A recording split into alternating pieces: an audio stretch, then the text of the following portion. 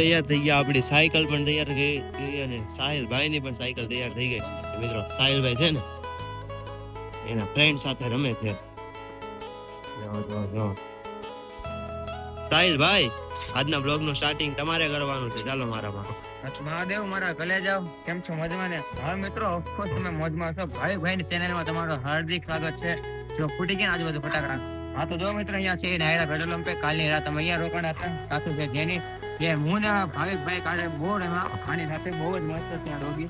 બોલો નીચે કમેન્ટ કરો કે આપણે આનારા સાયકલ યાત્રા કરીએ કે નહીં. જાઓ નીચે ફટાફટ અમારા ભાવિકભાઈની ચેનલમાં કમેન્ટ કરજો. ઓકે. અને મિત્રો અત્યારે ઓલમોસ્ટ સવારના 8 વાગી ગયા છે. મોડું થઈ ગયું છે. એમ કાલે થયું કે ઉપર હુતા ત્યાં ધાબે અને 1 વાગે પાછા નીચે આવ્યા. બધો પથારી લઈને પોટલા વાગી નીચે આવ્યા. ચાલો મિત્રો આપણી સાયકલ યાત્રા શરૂ કરીએ અને ભાવિકભાઈ થોડુંક હવે તમે બોલી જાઓ. આજના બ્લોગમાં છે ને થોડુંક નવું છે. આજે હું મારો ફેસ નથી બતાવવાનો અને આપણે જઈએ છીએ આગળ, કારણ કે મારો ફેસ બહુ રૂપાળો છે, મસ્તીનો છે. મિત્રો લાડ બધી સાયકલ ચલાવી ઘણા ખરા બહુ આગળ આવી ગયા હતા.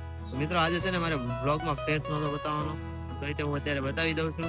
પણ એમાં છે કેવું ખબર, મારે થોડુંક નવી રીતે બનાવવાનો હતો, પણ વાંધો નહીં. આજે છે ને બહુ સાયકલ ચલાવી લીધી છે. જોકે ચલાવી તો 30 થી 35 કિલોમીટર જેવી દેશે.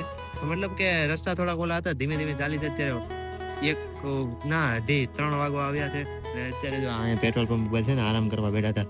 પણ છે ને સાહિલભાઈની સાયકલમાં કોને ખબર હું છું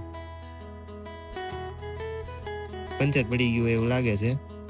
હવા ઓછી થાય એવું તો મને લાગે, હવા ઓછી થતી એવું તો મને લાગે છે.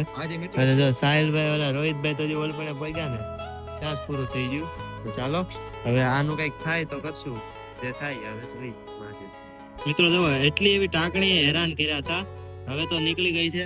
પંચર ની દુકાન પણ મળી ગઈ છે. તો ચાલો પંચર કરાવી લઈએ પછી વધીએ. રોહિતભાઈ સામે મારી અને બેની સાયકલ સાચવે છે.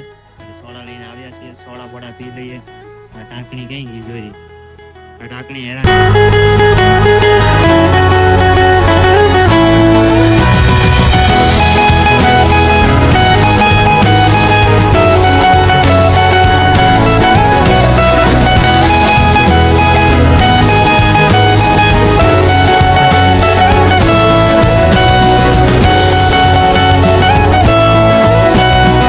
બસ તો મિત્રો અત્યારે છે ને ઓલમોસ્ટ 7 વાગી ગયા છે અને મિત્રો આપણે એક પેટ્રોલ પંપ પર છીએ, ભારત પેટ્રોલિયમ છે. અને મિત્રો જો અહીંયા આપણે પૂછ્યું ને તો હા પાડી દીધી છે. તો આજ રાત્રે આપણે અહીંયા જ રહેવાના છીએ.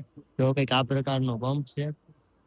બસ તો મિત્રો આ પ્રકારના પંપમાં આપણે આજે રોકાના છે. મિત્રો ભૂખ બહુ લાગી છે, તો કંઈક કટક બટક કરવા જઈએ છીએ. નમકીન પેકેટ છે, સોડા છે, એવું કંઈક પીએ. ચાલો તો મિત્રો મળીએ થોડીક વાર પછી.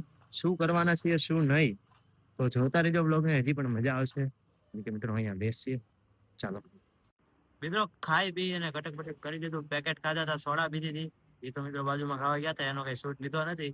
થોડુંક એડજસ્ટ કરી લેવું. અને બસ મિત્રો આપણે છે ને જો આ પ્રકારનો પેટ્રોલ પંપ છે, મેં તમને બતાવ્યો હતો પહેલા. સાહિલભાઈ અહીંયા હોઈ ગયા છે.